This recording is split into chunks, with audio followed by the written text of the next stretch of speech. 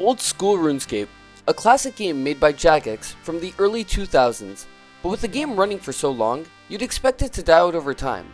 In reality, we have only seen an incline in player activity and engagements within the game as shown on the screen.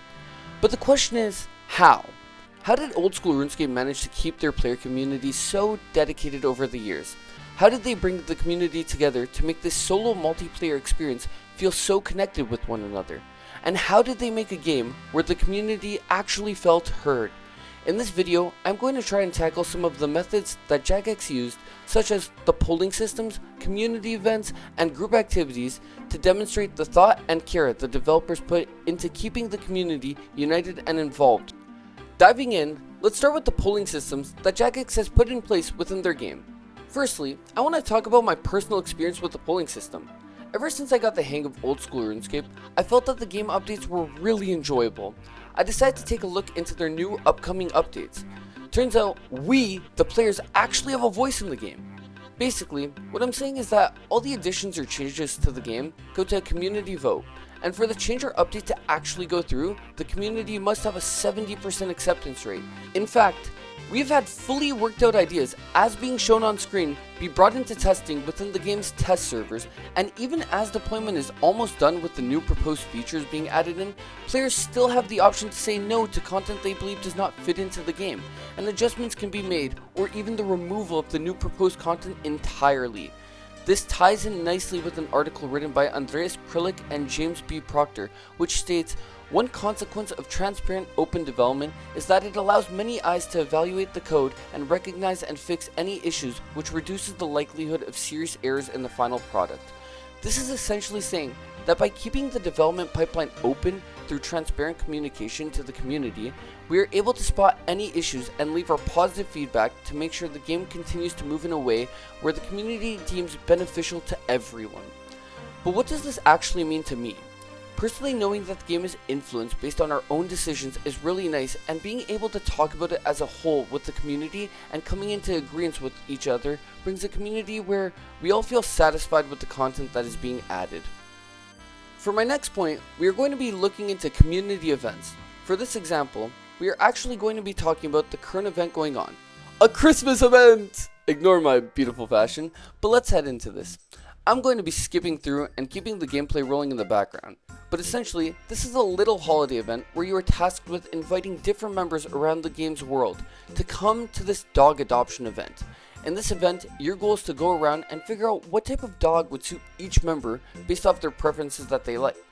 To spice things up, these beautiful little doggos are all wearing Christmas costumes! I know, they're so adorable and we love them. Oh, yeah, and we got a little cat within, but shh, we don't talk about it. After finding each doggy a new little home, we get rewarded with some juicy cosmetics. But with this event in mind, the community is actually a huge consideration. Jagad wanted to end this event in a popular room known as Falador Party Room.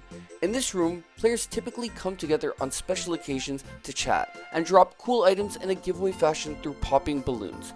And yes, I know how silly and goofy that sounds, but it's actually really fun.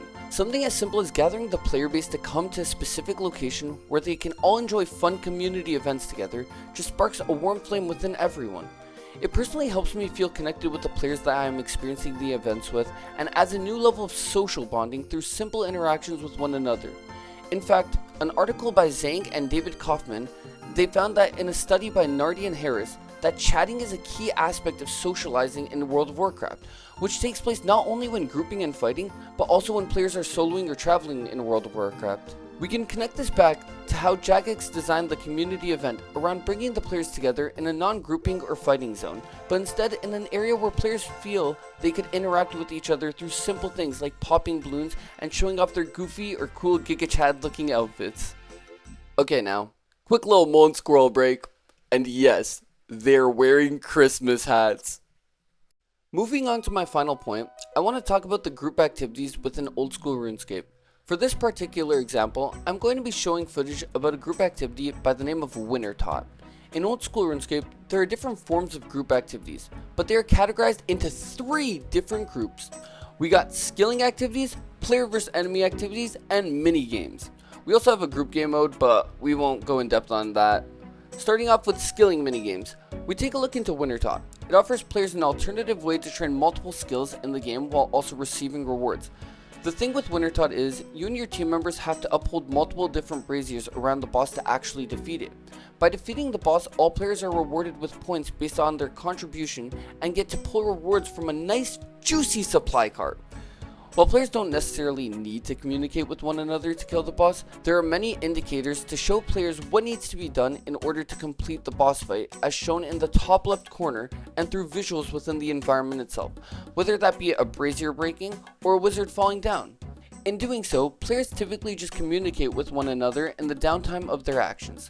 This has sparked many great conversations throughout my playtime, although we do get a lot of political talks at times. Moving to our player vs enemy activities, we look into group bosses and raids. In this case, we are going to be looking at Huey Kodal, a group boss. In an article by Lakshmi, Jagad, they found that in a study by Galamo, most mmorpgs can be played individually to greater or lesser degree depending on the game. But the gameplay mechanics are such that true mastery of the game can be achieved only by working collaboratively with other players.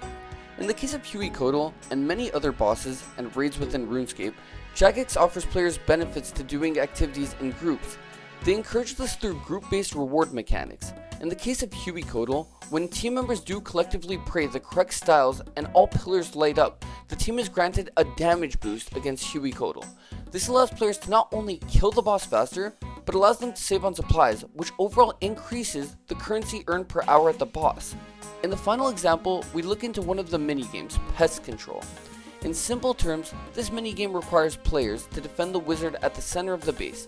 In doing so, players are tasked with killing all enemies and defeating the portal that is currently available to attack. Within each of these group activities, Jagex designed the content in a way where you don't need to be talking with one another to still incorporate team-like gameplay. While being able to communicate with other members can be beneficial to efficiency of a run, the game was designed to allow players to just chat and have a fun time, and instead uses its UI or other visual elements within the group activities to give the player required information from others within the lobby. This has been a big part of my gameplay style, as I love to do things such as raids with my clan. Being able to just have a nice chill time and talk with one another while understanding each of our roles just brings out an interesting blend between solo and group gameplay. In conclusion, I believe that the approaches that Jagex took within their polling systems, community events, and group activities highly demonstrated the thought and care the developers put into keeping their community united and involved with the game's design choices. Many of these decisions didn't force players to talk to each other, but instead created an enjoyable environment where players felt that they could communicate and connect with one another. Old School RuneScape to me has personally allowed me to form many friendships and bonds within my clan. I have been able to do many bosses, raids, minigames, skilling activities, clan events, and so much more. I've also done live streaming for the game, where I built a mini community of my own. TTV/Ichigo, by the way. Although the social aspect may not be a big point to talk about for many, to me, in my entire time playing, I personally feel the impact and the consideration that the developers had while designing everything within their game. Everything they do is to help bring the community together and overall create a game where you not only enjoy, but also one where you form bonds and become a mini RuneScape family in a way. Anyways, thanks for listening, and if you are ever considering playing RuneScape, definitely let me know at Ichigo, and I'll introduce you to my clan fam. Have a great one, guys.